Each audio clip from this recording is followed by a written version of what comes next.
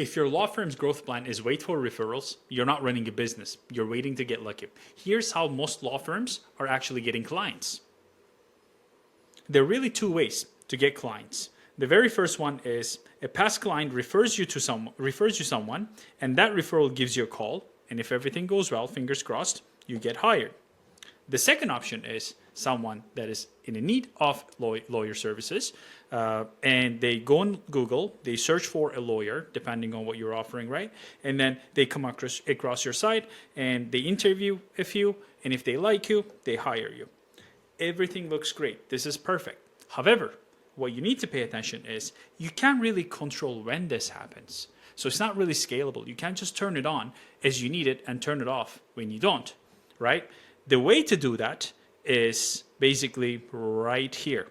This is where the growth actually lives.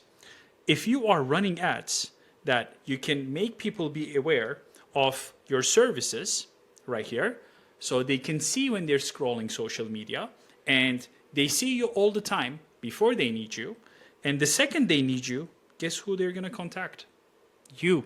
And you do that by running Facebook or Instagram ads. The second option is you actually have a landing page or a website where you run ads on Google to appear on top. So when they search for lawyer in my city, they actually see yours, right? And then you capture a monthly search. Maybe 20,000 people are searching, maybe 10,000 people are searching a month, because that's not going to change. The demand is going to be there. Then you try to capture that portion of that demand by making people go to your site, and hopefully they call you from your site or they fill out a form.